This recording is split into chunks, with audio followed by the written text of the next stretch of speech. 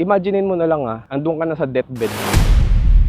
Mga nasa 50s or 60s ka lang. Hindi ka na makakilos, bedridden ka na. Di ba parang nakakahinayang? Parang yung regrets eh. Hello guys, welcome back sa channel natin. And for today's video guys, mag-aano tayo ngayon? Mag-walking vlog tayo. Naisip ko kasi since naglalakad-lakad naman tayo araw-araw kasi meron tayong target na steps, 10k steps everyday daily yan. Naisip ko, imbis na wala akong ginagawa, sama ko na lang kayo. Kasi usually, everyday kapag naglalakad-lakad ako dito, pag hinihit ko yung target ko na steps, ang ginagawa ko lang, nakikinig lang ako ng podcast. So naisip ko lang, imbis na nakikinig lang ako, magkwentuhan na rin tayo, tapos isama ko na rin kayo sa walking vlog ko, So naisip ko nga lang na since 10k steps a day yung target natin, minsan nagmo-more pa ako minsan mas marami pa. Naisip ko lang lagay ko kaya tong gawin ko kaya tong series na 10k step series. 10k step vlog series. Wala lang, naisip ko lang. So papunta ako ngayon dito sa Almadjas Park, malapit lang yung bahay namin dito. Nakita nyo na to, meron akong vlog nito, naglakad lang din ako. Pero yun, time na yun, napakainit. Hanggang ngayon, sobrang init pa rin naman. Tapos pero mga 35 lang ngayon ngayong araw na to. Pero hindi siya ganoon ka sobrang init just like before. Ngayon kaya na kasi pa September na bare months na. Medyo umuhupa na siya So ngayon meron akong gustong ikwento sa inyo, meron akong gustong i-share sa inyo. Yun yung reason kung bakit ako nag-start ulit. Kung bakit ako nag-start ulit, ayusin yung health ko. Bakit ako bumalik ulit dito sa fitness. Actually, ayoko nga gamitin yung term na bumalik or nag-start. Kasi para sa akin kasi, yung health kasi is not something na it's not something na natatapos. I mean, di siya yung something na natatapos. Para sa akin, kung nag-decide ka na mag-start, then kailangan gawin na natin siya lifestyle. Kaya lang mayroong time talaga na humihinto tayo. Dahil nga sa realidad ng buhay, life gets in the way. So may mga time talaga na makapahinto tayo. Then mag-start ka ulit, di ba? Pero yun, gusto kong i-share sa inyo na bakit ulit ako nag-start na ayusin tong health ko. Anong reason? Although sinabi ko naman dun sa first vlog ko na sinabi ko na kasi tumaas na yung cholesterol ko, tumaas na yung blood pressure ko, gusto kong pababain yung cholesterol ko. Pero mayroon pang mas malalim dun. So bukod dun sa pagtaas na ng cholesterol ko, pagbigat ng katawan ko, na tumataba na ako, bukod dun sa tumataas na yung blood pressure ko, meron akong na-realize na isang bagay, Kaya nag-start ulit ako. Kasi naisip ko lang, sa pag-aayos kasi ng health natin, walang iba talagang walang iba na mag-rescue sa'yo, walang ibang magtutulong sa'yo para ayusin yung katawan mo. Walang iba Kasi minsan parang ayaw natin gawin yung isang bagay. Ayaw natin kumilos kasi parang meron tayong hinihintay Meron tayong hinihintay na nagagawa para sa atin, natutulong para sa atin. Pero na-realize ko, hindi wala Ikaw lang talaga Ikaw lang talaga yung kikilos, ikaw lang talaga yung tutulong sa sarili mo. Tayo lang talaga yung tutulong sa sarili natin. Kasi wala namang pwedeng mag-jogging para sa'yo, walang pwedeng mag-walking para sa'yo, wala namang pwedeng mag-gym para sa'yo, di ba? Walang pwedeng kumain ng maayos para sa'yo. Kasi mayroong time lang talaga na parang may hinihintay lang tayo na tao na gagawa nun para sa atin. Which is wala talaga. Minsan ganun din sa ibang aspect ng buhay natin outside sa health. Bukod dun, di ba? Parang sa pera. Parang minsan ayaw natin kumilos. Parang may hinihintay lang din tayo na may hinihintay tayo na tutulong sa atin or mag-rescue sa atin or magsisave sa atin pagdating sa pera. Minsan parang hinihintay natin na may tutulong sa atin na makahanap ng trabaho. Hinihintay natin na tutulungan ka ng gobyerno. Alam mo yun, parang may hinihintay tayo na mag-rescue sa atin. Pero wala naman talaga. Kaya naisip ko lang, na-realize ko, kahit saang senaryo, kahit anong bagay, huwag ka na mag-expect sa iba Huwag ka na mag-expect na mayroong tutulong sa'yo. Huwag ka na mag-expect na mayroong dadating sa'yo para i-rescue ka, para i-save ka. Ikaw lang talaga. At syempre, kailangan mo nang tanggapin yun. Kailangan mo nang tanggapin sa sarili mo yun.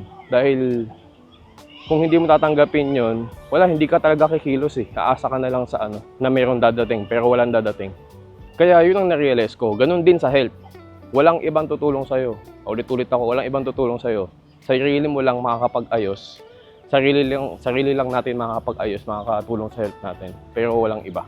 Kaya kadalasan, 'di ba, ang dami nating excuses, ang dami nating dahilan. Ako din ganoon eh. Ang dami kong dahilan, ang dami kong excuses na pagod ako sa trabaho, wala akong time, kulang ako sa tulog.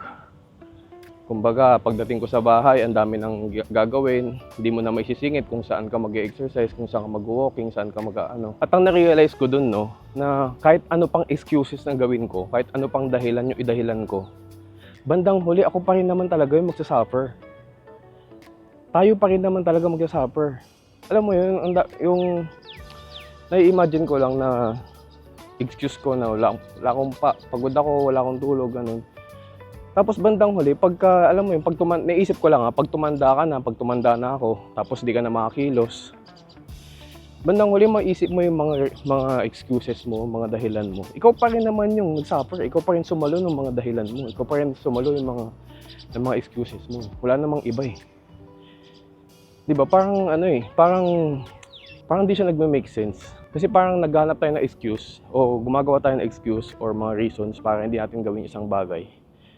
Pero bandang huli, ikaw lang rin naman ikaw lang rin naman magsasuffer nun. Tayo lang din naman.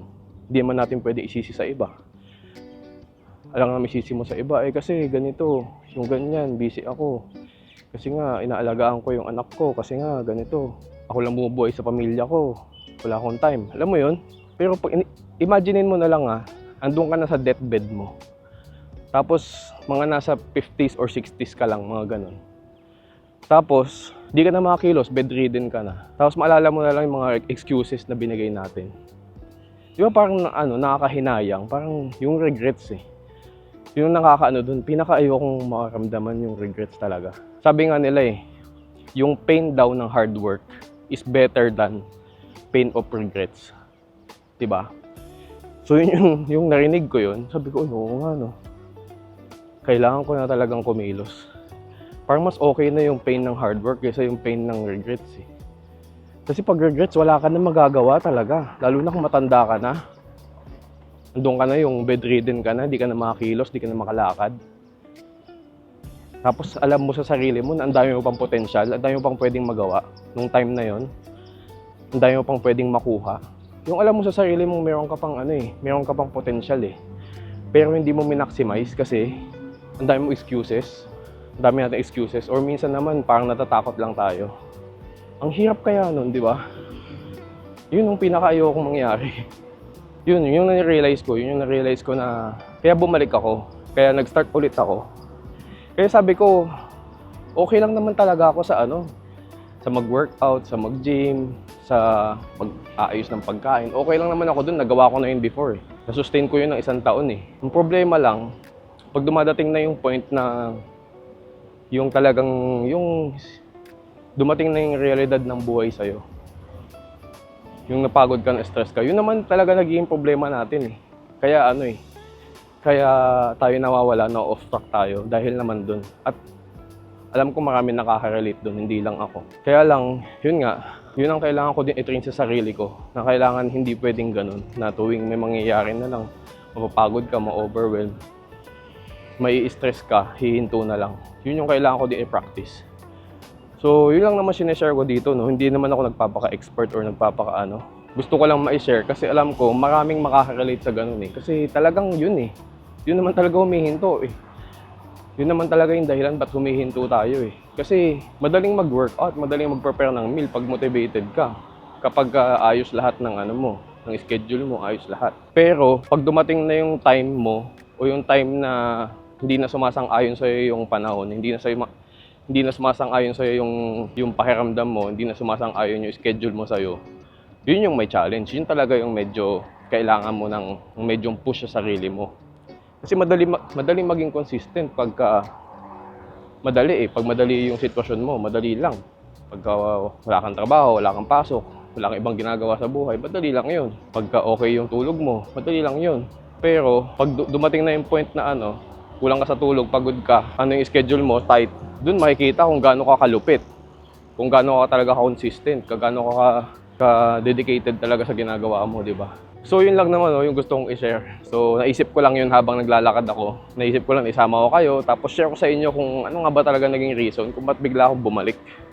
kung bakit ko biglang naisipan na mag-start ulit, ayusin yung health ko, pumunta sa mag-prepare ng meal, mag-gym.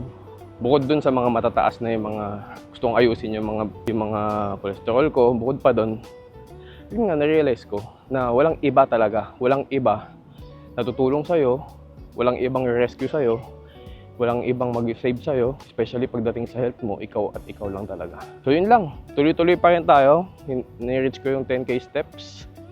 So kung nagustuhan mo yung mga ganitong klaseng vlog, kung nasa same kita ng journey ngayon na nagpapaka-healthy ka, gusto mong ayusin yung health mo. So yun, kung nagustuhan mo yung ganitong klaseng vlog, mag-comment ka lang dyan, i-like mo na din, i-share mo na din. Kung gusto mo mag-subscribe, pwede din. Libre lang. So yun lang, no, hanggang sa next vlog. Huwag mong kalimutan mag-like, mag-share at mag-subscribe na rin kung nagustuhan mo tong video na to. At kung nagustuhan mo tong ganito, mag-comment ka lang dyan, sabihan mo ako anong trip mo sa buhay. Tutuloy-tuloy natin tong walking vlog na to, 10K step series natin. So nasa same journey kita, taka, tayo, sabay-sabay tayo magpaka-healthy ngayon. So yun lang, hanggang sa next vlog, salamat. Thank you for watching, Yalla Babs!